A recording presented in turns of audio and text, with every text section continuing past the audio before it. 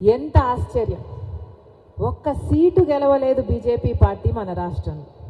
ఒక్క ఎమ్మెల్యే గెలవలేదు, ఒక్క ఎంపీ గెలవలేదు.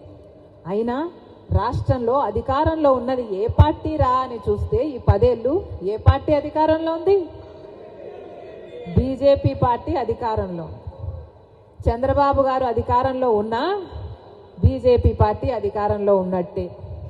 జగన్మోహన్ రెడ్డి గారి అధికారంలో ఉన్నా బీజేపీ పార్టీ అధికారంలో ఉన్నట్టే. ఇది కాదా వాస్తవం? ఇది కాదా జరుగుతున్నది? ప్రత్యేక హోదా అన్న అంశం మన రాష్ట్రానికి, మన బిడ్డలకి, మన భవిష్యత్తుకి ఎంతో విలువైంది, ఎంతో అవసరమైంది. ఎందుకంటే ప్రత్యేక హోదా వస్తే పరిశ్రమలన్నీ ఉరుక్కుంటూ వస్తాయి. పరిశ్రమలు ఉరుక్కుంటూ వస్తే మన బిడ్డలకు ఉద్యోగాలు వస్తాయి. పక్క రాష్ట్రాలలో ప్రత్యేక హోదా ఇస్తే ఒక రాష్ట్రంలో 2000 పరిశ్రమలు వస్తే ఇంకో రాష్ట్రంలో 10,000 పరిశ్రమలు వచ్చాయి. ఈ 10 ఏళ్లలో మన రాష్ట్రంలో కనీసం పట్టుమని 10 కొత్త పరిశ్రమలు కూడా రాలేదు. దాంతో ఉద్యోగాలు లేక మన బిడ్డలు వలసలు పోతున్నారు.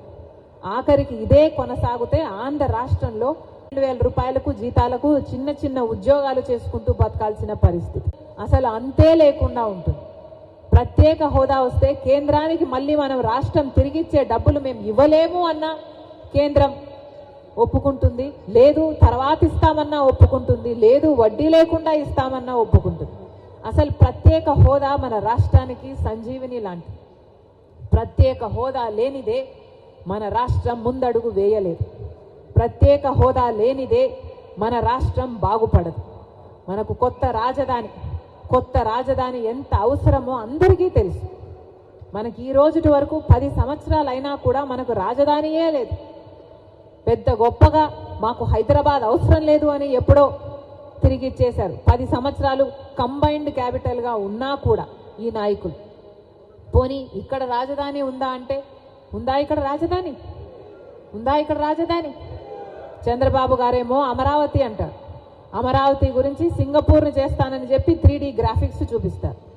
జగనన్న గారేమో లేదు మాకు ఒకటి సరిపోదు 3 రాజధానీలు కావాలి అంటారు. పోనీ మూడిట్లో కనీసం స్వామి ఒకటైనా కట్టావా అంటే ఒకటైనా ఉందా మనకు? ఒక రాజధాని అయినా ఉందా మనకు? అసలు రాజధానియే లేకుండా పోయింది. ఎంత సిగ్గుచేటు, ఎంత అవమానం. పక్క రాష్ట్రాలన్నీ హైదరాబాద్ అయితేనే, బెంగళూరు అయితేనేమి, చెన్నై అయితేనేమి వేగంగా దూసుకుపోతున్నాయి, అభివృద్ధి చెందుతున్నాయి. కానీ మనం మాత్రం ఎక్కడ వేసిన గొంగలి అక్కడే. 10 సంవత్సరాలు క్రితం ఎక్కడున్నామో ఇప్పుడు కూడా అక్కడే ఉన్నాం. దాంతో పక్క రాష్ట్రాలన్నీ ముందుకు పోతుంటే మనం మాత్రం అక్కడే ఉన్నా కూడా టెక్నికల్గా మనం 25 సంవత్సరాలు వెనక్కి వెళ్ళినట్టు. ఇది మన పరిస్థితి. ఇది ఈరోజు పరిస్థితి. ప్రత్యేక హోదా ఒకరేమో కాంగ్రెస్ పార్టీ 5 సంవత్సరాలు ఇస్తే 5 సంవత్సరాలు సరిపోదు మేము 10 సంవత్సరాలు ఇస్తాము అని మోడీ మన తిరుపతిలోనే ఆంధ్ర రాష్ట్ర ప్రజలకు మాటిచ్చారు. 10 సంవత్సరాలు ఇస్తాను, మీ బాధ నాకు అర్థమవుతుంది, మీ ఆవేదన నాకు అర్థమవుతుంది, నేను ఆంధ్రప్రదేశ్ రూపురేఖలనే మారుస్తాను, ఢిల్లీ నగరాన్ని తలతన్నే రాజధాని కడతాను, పెద్ద పెద్ద మాటలు చెప్పారు.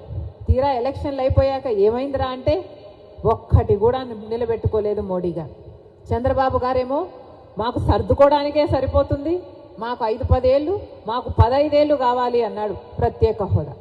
మళ్ళీ ఏమైంది? అందుకోసమే పొత్తు పెట్టుకుంటున్నానని చెప్పారు. తీరా చూస్తే చంద్రబాబు గారు క్యాబినెట్ మినిస్ట్రీలు కూడా తీసుకున్నారు, బీజేపీతో డ్యూయెట్లు పాడుకున్నారు, 5 సంవత్సరాలు శుభ్రంగా ఉన్నారు. ఆ రోజుల్లో ఎవరైనా ప్రత్యేక హోదా గురించి మాట్లాడినా కూడా చంద్రబాబు గారు వాళ్ళ మీద కేసులు పెట్టాడు, జైల్లో పెట్టాడు. ఆ రోజుల్లో జగన్మోహన్ రెడ్డి గారు ప్రతిపక్ష పార్టీ నాయకుడు. ప్రతిపక్ష నాయకుడిగా జగన్మోహన్ రెడ్డి గారు నిరాహార దీక్షలు చేశారు. మూకుమ్మడి రాజీనామాలు చేద్దాము అన్నారు. మూకుమ్మడి రాజీనామాలు చేస్తే మనకు ప్రత్యేక హోదా ఎందుకు రాదో చూద్దాము అన్నారు. తీరా చూస్తే జగనన్న ముఖ్యమంత్రి అయ్యాక ఎంతమంది రాజీనామాలు చేశారు? మూకుమ్మడి రాజీనామాలు చేశారా?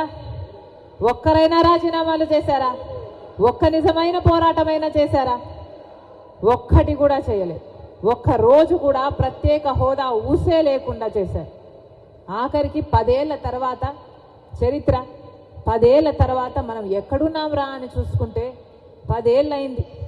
మనకు ప్రత్యేక హోదా లేదు, రాజధాని లేదు, పోలవరం లేదు, విశాఖ రైల్వే జోన్ లేదు, కడపలో స్టీల్ ఫ్యాక్టరీ లేదు, దుగ్గరాజపట్నంలో పోర్టు లేదు, Visakhapatnam to Chennai industrial corridor లేదు, ఉత్తరాంధ్రకు రాయలసీమకు స్పెషల్ ఎకనామిక్ ప్యాకేజీ అన్నారు, అది లేదు.